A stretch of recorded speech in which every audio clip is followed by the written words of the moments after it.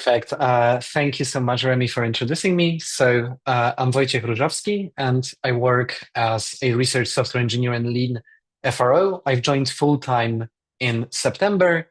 Before that, I was a PhD student at University College London, working with Alexandra Silva. So I come more from a semantics world. And today, I would like to talk about the first project I've done when I've joined the FRO, which is a joint work with my manager back then, with Joachim Breitner, also from the FRO.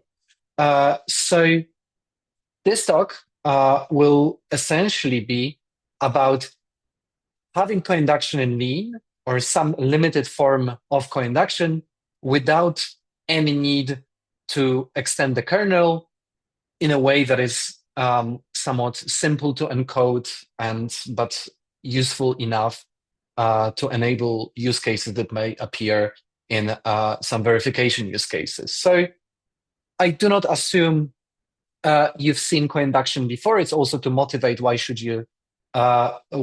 one might care about something like that. So as a start, let me start with something quite obvious to Lean users.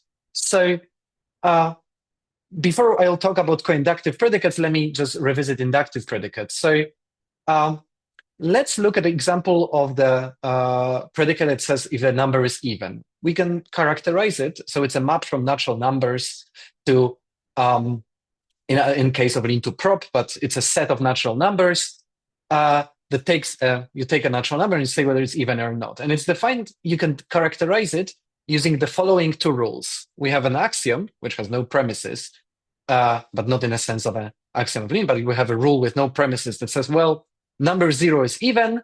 And also we have a rule that allows us to say, to conclude that if n is even, then so is n plus 2. Or you can say that the number is even if there exists a finite derivation that you can construct using this rule. So for example, 4 is even because 0 is even, so 2, and so 4. So even is somehow the set defined using these derivations when you start from empty premises.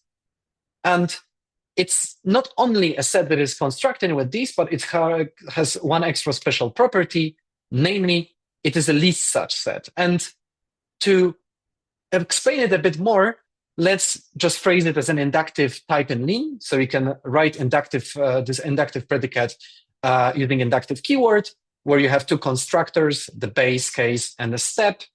And automatically, this thing, when you register such a definition with Lean, automatically you get the type-theoretic recursion principle, the even rec on.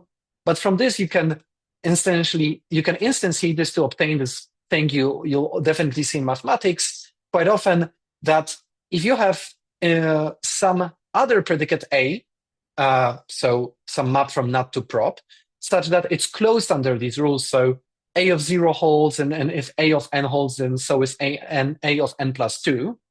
Then for all numbers n, if some number is even, then also it belongs to the set A. So in other words, you can think of this as a pointwise extension of this implication. You can view this as an ordering on these predicates. And somehow even is the least predicate that is closed under these formation rules. And I'll be talking about coinduction, which is a dual notion of this, and the dual in the sense of order theory. So to motivate this, let's look at something incredibly like this very, very simple motivating example. Let's say that we have a set Q and we have a relation R over that set, and we have two distinguished elements of that set, Q1 and Q2. And let's say R models some sort of a transition system. So you say that, well, if Qi is related with Qj, you have a transition from Qi to Qj.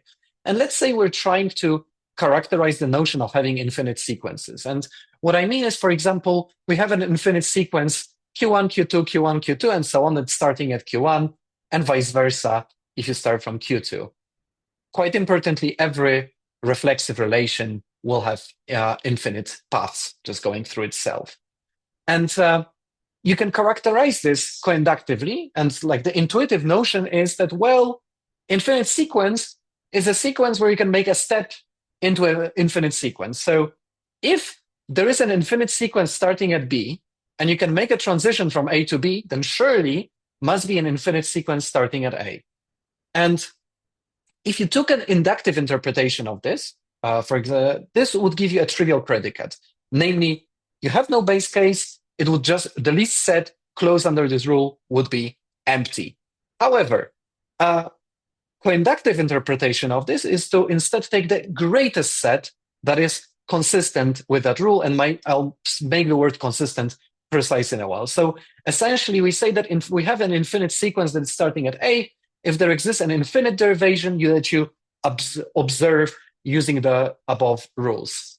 And duly, as in induction, you have something called coinduction proof principle, which encapsulates that this is a greatest such set, and this is the thing that allows you to give small witnesses that something indeed is a member of this very big relation that characterizes, in this our case, infinite transition. So we say that, well, if we have yet another predicate P, such that if for all A, if you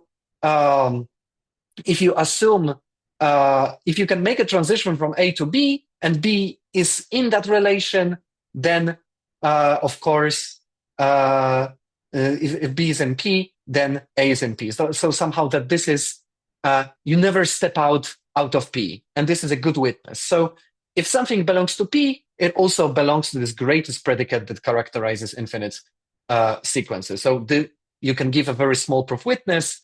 For example, for our previous example, it would be just a predicate that says Q1 and Q2 to true, and you just stay within that loop and keep transitioning.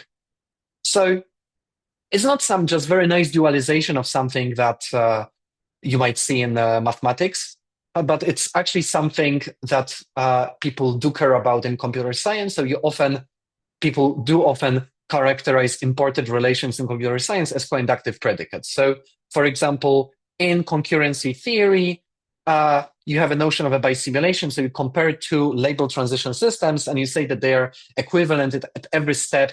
You can make equivalent steps, and you somehow stay related. It also appears in compiler verification.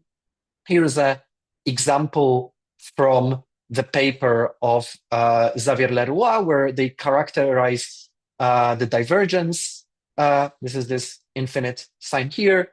But very importantly, coinductive predicates also appear in automata theory. We say we can characterize bisimulations on automata, which other people know as Meijer-Neyrode relations, but these allow you to minimize deterministic automata. In general, they appear often when you talk about some sort of a transition system and you relate their behavior. So some languages do support not only coinductive predicates, but coinductive types on a very foundational level. So you not only have inductive types, but you also have coinductive types. And such languages include Rock and Agda, which have some support for this. So here's an example of an interaction tree implemented in Rock. Interaction tree is a data structure describing those infinite trees encapsulating an effect, or that people use to model imperative programs. Or here, for example, you have infinite streams in Agda. That, well, infinite stream is something that where you can observe head, and then you have an infinite stream. However, if we were to add something like this to Lean, it comes with several difficult considerations. So adding these on a foundational level can be challenging. So adding computational rules can make time checking very undecidable. In a way, you need to be able to check equivalence of these infinite things. Also, mixing inductive and coinductive definitions can be difficult, especially in the context of showing that definitions are productive. And in general, syntactic guardedness checking, so that every recursive call appears in some sort of sub-arguments. You can think of it as something similar to structural recursion. In a way, like working with this is quite restrictive. And also, if you were to restrict the kernel of Lean with something like this, you would need strong guarantees in the consistency of the system upon adding such predicates. And Lean really is Lean indeed, in a way that we try to keep the kernel as small as possible. And there is one way of circumventing. So circumventing that. So there is a synthetic approach where, for example, if you don't care really about computational rules, you can define just a nice mathematical domain to interpret your coinductive data types and just have some way of interpreting them in that domain. And this is what Isabel has been doing with so-called bounded natural functors, or what has been done for Lean with quotients of polynomial functors, originally in Lean 3, recently ported to Lean 4 in master thesis of Alex Kaiser. But of course, it both supports data and codata, but of course, data do not correspond to immediately to Lean's inductive data types. And somehow what we do is very similar in the approach, that we use this approach by encoding, but we focus on a very simple domain. Namely, instead of working with bounded natural functors or quotients of polynomial functors, which allow you to deal with data types, we focus only on predicates. So the things that are arrows into prop. And there is a very nice mathematical framework you can use here, namely the one of lattice theory. So if you give me any set of rules, like the one here, you can package it into the endomap on the space of predicates. So what I mean is that given such rule, you can define a map that just takes an old candidate for your predicate, applies rules wherever it can, and produces a new one. And so it happens that this map here is monotone. So if A is contained in B, if you pump it with this rule, this order relation remains. And you get because it's monotone from Naster-Tarski fixed point theorem, you get that it has a greatest fixed point. So if A is a post fixed point of phi, and this is what we mean that A is consistent with the rules, that A is contained in the greatest fixed point. And it is a fixed point in a way that this greatest set, if you apply phi to it, you just end up with itself. And essentially, we do the same, but in Lean. So we rely on some work that has been already done for order theory and for CCPOs for implementing the partial fixed point feature. So you can very nicely define partial order. You can define what it means to have a complete lattice, what it means to be a monotone. And as a convention, and I'll explain it later, I'll work only with least fixed points. And the idea is that the greatest fixed point on a lattice, on some lattice, is also a least fixed point on its order dual, where you just flip the order. And this will make things much simpler when we'll be mixing induction and coinduction. So here is a fixed point, this fixed point induction principle known as Park induction. So a very nice thing is you can equip prop with a order structure, namely the one given by implication. And so it happens, it is a complete lattice. However, if you flip it, you also get a complete lattice. And if you use it to calculate fixed points in there, you get coinductive definitions. And the fact that you can equip prop with a lattice structure comes from the impredicativity of prop. And it is a complete lattice. And lattices have two nice properties. First of all, if you have a map from something into something else that is a lattice, then that whole thing is a lattice. So essentially, you can extend it pointwise. So any function into prop will immediately become a lattice because you say, for all x, we want f of x be less or equal g of x, and you implement this using this reverse implication. And so our lattice is closed under products. And this will be important for mutually recursive or mixed recursive co-recursive definitions. So let me introduce you the coinductive fixed point keyword that Lean has been featuring for a while. And the idea is that if you write me a definition and you just write the endomap, this thing that builds new predicates out of old ones, you can use a termination keyword called coinductive fixed point, and there is a dual one, inductive fixed point, that will try to construct the greatest fixed point of this. And it only works for prop value things, and it analyzes the type of the function and constructs an appropriate lattice. In our case, it's this pointwise extension of a lattice on prop given by reverse implication, because we're working with coinductive predicates. And in the process of elaboration, you automatically get, essentially you define it as the greatest fixed point using the Naster-Tarski theorem. You get the rewrite rule, which says that indeed it is a fixed point, and you desugar or unfold the lattice-theoretic results to get specialized lattice-theoretic, to get specialized coinduction proof principle that just says, well, it's a greatest such predicate you can use to prove things about. And it does not work for any definition. It only works for things that are monotone. And we rely on existing partial fixed point monotone tactic, which just looks at the shape of a function and tries to apply known monotonicity theorems. So here, for example, here, putting things in existential for all quantifiers, and it's all monotone. So the example we have is monotone. And we can deal with mutual co-induction by dealing with product lattices. So we have two lattices here, one from nut to prop and one from nut to prop. You take its product and it's one big lattice, and you take like a joint greatest fixed point in there. And here is the mutual co-induction proof principle for it. But even better, you can also mix induction with co-induction. So the idea is that here you use the usual implication order on prop. Here you use the flipped order. And to check monotonicity, you need the appropriate lemmas that says that, well, if I have inductive references of inductive predicate in a coinductive definition, they need to be in negative positions in a way. So it flips the order the right way. And here's an automata theory example from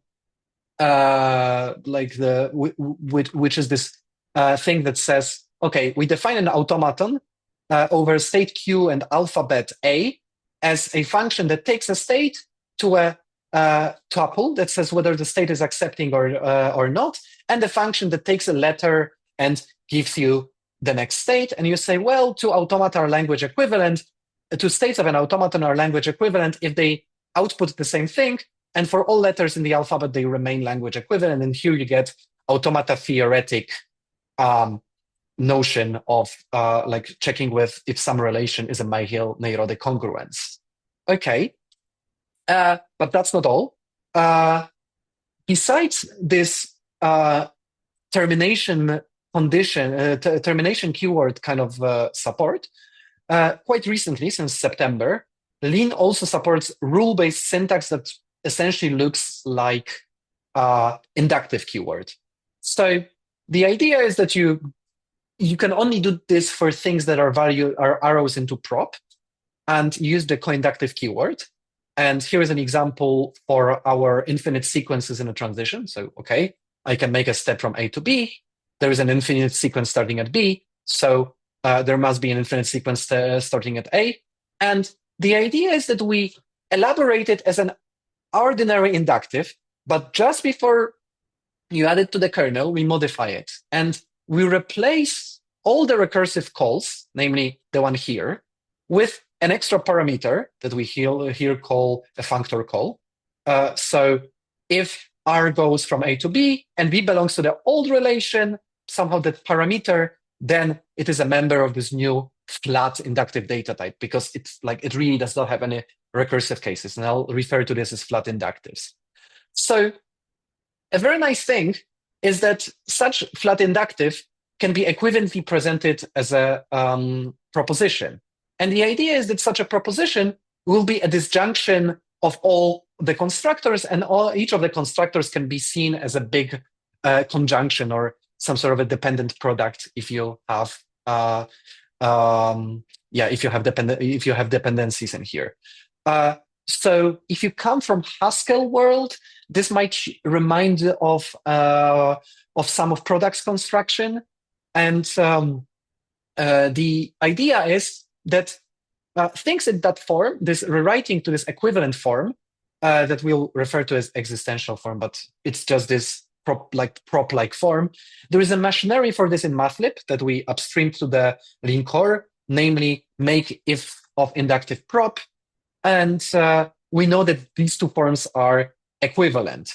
And you can see that out of this, we get essentially the map we've been working with before. And we use the existing coinductive predicate machinery presented you before. You get coinduction proof principle, you get fixed point unfolding rule, all the things as it was the case before. However, thanks to this equivalence between the flat inductive and this form we use to define a fixed point, and we can generate the constructors for the whole thing of the appropriate type out of the constructors for a flat inductive instantiated with this our coinductive predicate as a parameter and using the fixed point unfolding rule.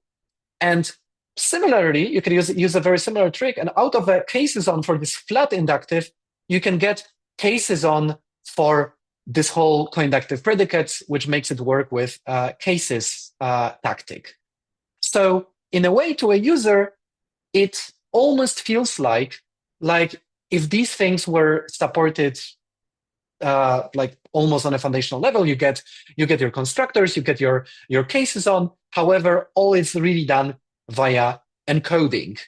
And the syntax we have also works with mixed and mutual definitions.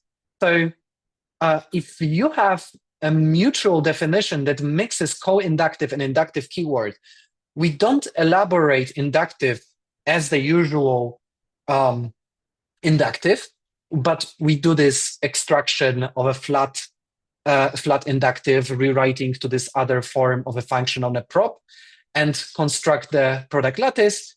And here, again, you get all the constructors, you get the mixed induction, co-induction, proof principle, and cases tactic. And a very important thing I forgot to say is that once you extract such a definition out of a rule-based format, it turns out that if you're just dealing with just a single coinductive predicate, if your definition is positive, then automatically it will be monotone. And somehow the only things you use to construct it will be equivalently conjunctions, disjunctions, and existentials in a way. So anything that is positive will be monotone. However, monotonicity is a more semantic notion. It's a bit more general. So imagine that here you put f of infsec of r of b. Normally, if this would be an inductive in Lean, it could complain that, well, you cannot check positivity of it. But if you have a separate lemma that says, well, f is monotone, that you can very safely use it in here. And it's just used in patching up the global monotonicity theorem for this definition. So to sum up, Lean now has coinductive predicates that are done via lattice theory and metaprogramming. They are fully done by encoding them rather than having them in the core. So there is no need to have any kernel extensions to deal with this. To an external user, it almost appears like if it was a part of Lean, because you get constructors, you get cases on, and so on. It features inductive-like syntax, so you can very nicely and easily define your coinductive predicates. And unlike the support that Lean 3 had for coinductive predicates, it also supports mutual and mixed coinductive definitions. And again, it stems from the usage of lattice theory in working with product lattices, and in the case of mixed definitions of appropriate antitonicity lemmas. And as for the use cases, I envision using this feature either when you're dealing with some notions of, for example, modeling transition systems, working with process algebra, working with bisimilarity. This often appears in hardware world when you, for example, reason about equivalence of Mealy machines. I could possibly envision using it in some bits of CSLib, where, for example, there is a bit of a development for label transition systems and bisimilarity. Yes, I'm curious to see how it's going to be used in the future. But at this point, I would like to say thank you very much for listening, and I would be more than happy to do my best to answer any questions you might have. Thank you so much.